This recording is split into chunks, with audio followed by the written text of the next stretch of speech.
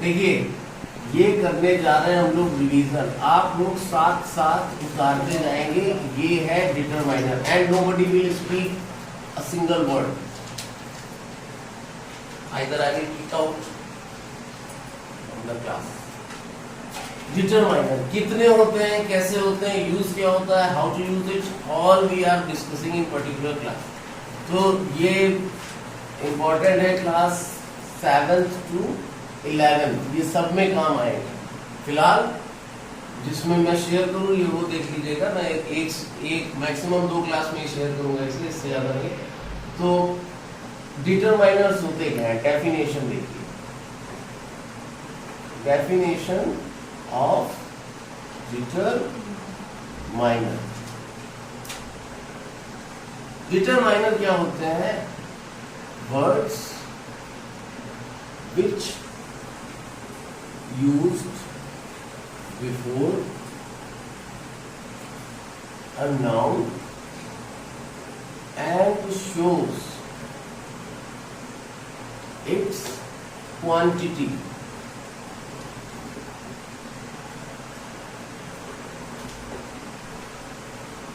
or quantity और number. तो देखिए इसको पहले समझ लीजिए। पहली चीज क्या बताएंगे वो वर्ड, वो ये बताएंगे कि ये क्वांटिटी यानी कि कितनी मात्रा हो सकती है। अब क्वांटिटी का मतलब हो गया अनकाउंटेबल नाउन, ठीक है, अनकाउंटेबल नाउन। और दूसरा हो गया जब भी नंबर बताएंगे तो ये आ गया काउंटेबल नाउन। ये चीज आपका हो गया, ठीक। Definition of determiners, word which used before a noun and shows its quantity or number are called determiner. अब भैया ये देख लो कि ये डिटरमाइनर्स जो है वो कितने तरह के होते हैं। तो टाइप्स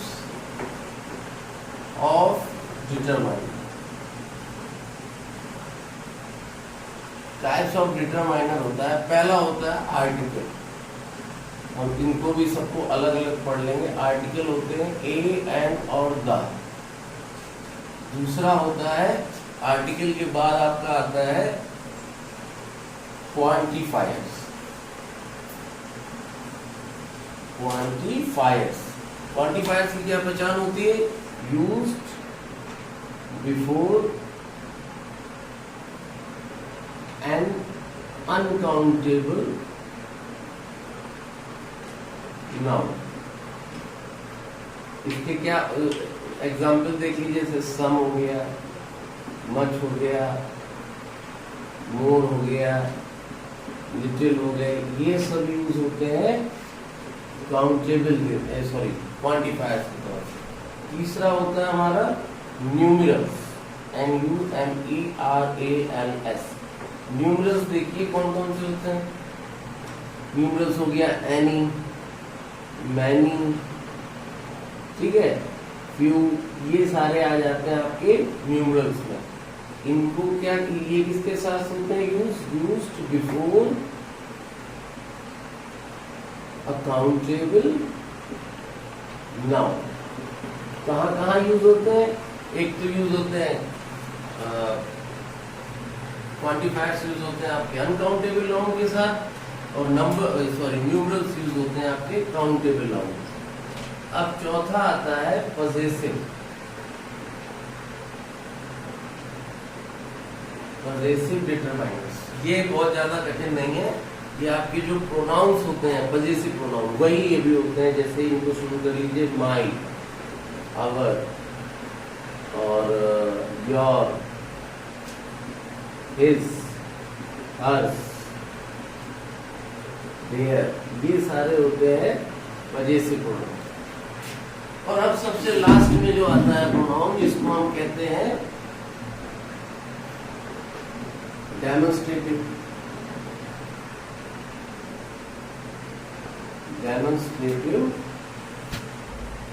प्रोनाउन।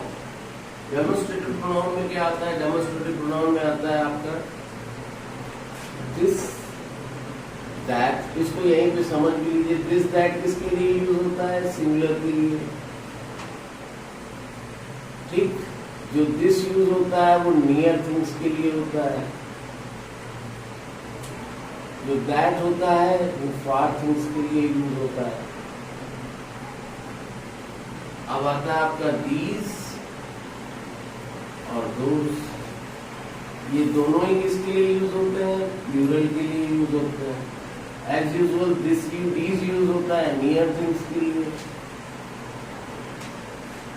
और दोस यूज होता है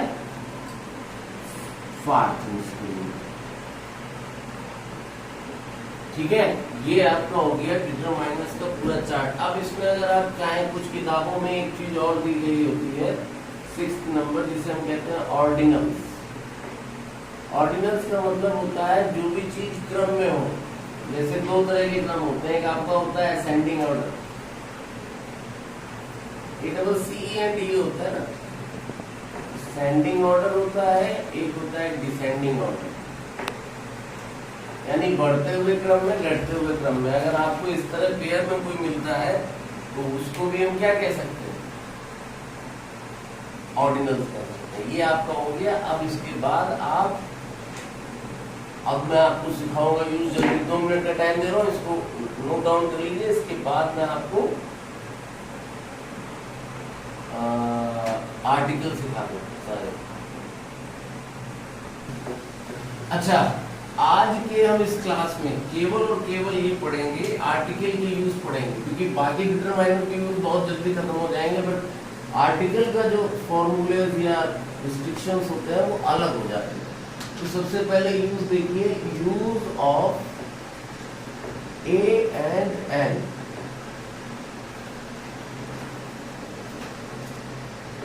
इनका यूज देखते हैं। हमारा जो अभी तक का जो रिदम चला आ रहा है उसमें कहा यह जाता है a is used before a consonant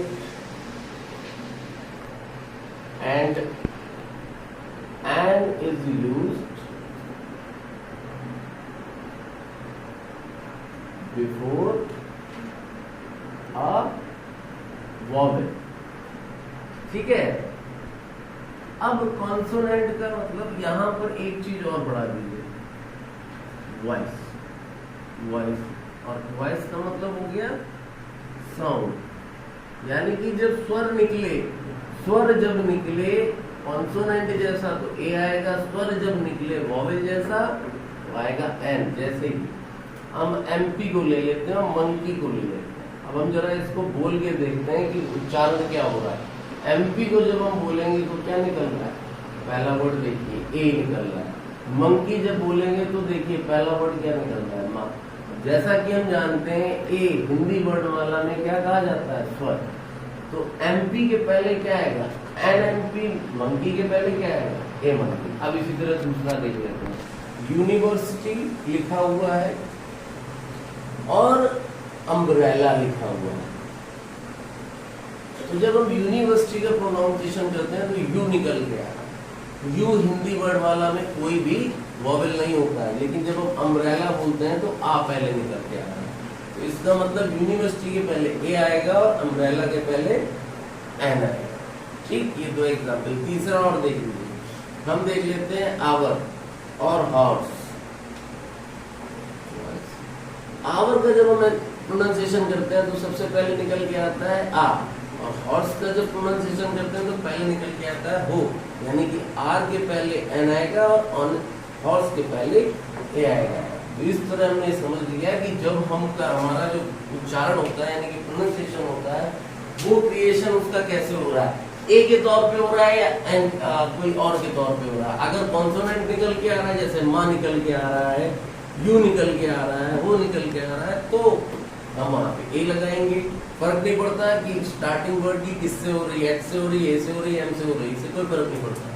देखिए ये एम से हो रहा है, ये भी कॉन्सोनेंट है, बट हम लगा एन रहा है क्योंकि जो प्रोनाउंसिएशन हो रहा है वो ए से हो रहा है। ये इतना क्लियर हो गया होगा। अब ए के बाद यूज आप सीखिए दा का, और यहीं पे हम इस वीडियो जो है दा का यूज करने के बाद हम इसे खत्म करते हैं। दा का यूज की एक आप बनाते जाइए, जैसे मैं लिखता जा रहा हूँ आप कॉमा लगा के लिखता जाइए। न्यूज़पेपर नेम, ठीक है, newspaper name, musical instrument,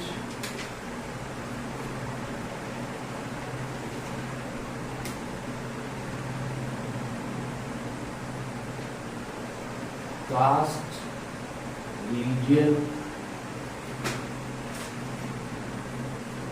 states, continent, river, mountain range, mountain range जैसे हिमालय है, अरावली है, आल्प्स है, इन सब के पहले, ठीक है। One building in the world, जैसे ताजमहल है तो अपने आप में एक ही बिल्डिंग है, इसके अलावा तो ताजमहल बोलेंगे, one building in the world. Places of historical importance, जैसे सेकेंड वर्ल्ड वॉर में एक जगह थी नॉर्मंडी, वहां पर 1 लाख आदमी एक ही दिन में मर गया था, जितना वहां पे मरा था, क्या कहते हैं, हिरोशिमा में, हिरोशिमा, इस तरह से। प्लेसेस ऑफ हिस्टोरिकल इम्पोर्टेंस के बाद आपका आएगा होली बुक्स, ठीक है, लेक, डैम्स, आविष्कार को कहते हैं इन्वेंशंस, इनके पहले आएगा, ठीक है। जैसे पेन है, इसके पहले भी दा लगा सकते हैं आप, इन्वेंशन हो गया। पब्लिक प्लेस जो होते हैं, पब्लिक प्लेसेस, बिल्डिंग, जैसे दी स्कूल हो गया, दी हॉस्पिटल हो गया, इन सब के पहले भी आएगा। अब थोड़ा सा एक चीज और देख लेते हैं, आपको थोड़ा सा समझ जाओगे, इसीलिए मैंने उसमें नहीं लिखा। इसको कहते हैं हेवनली बॉडी।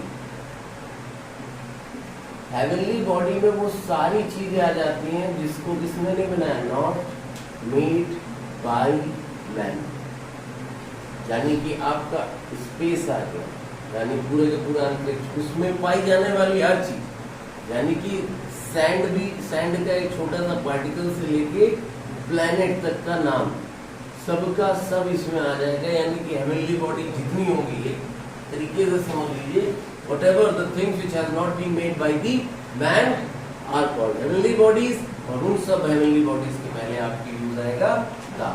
आज का हम यहीं पे क्लोज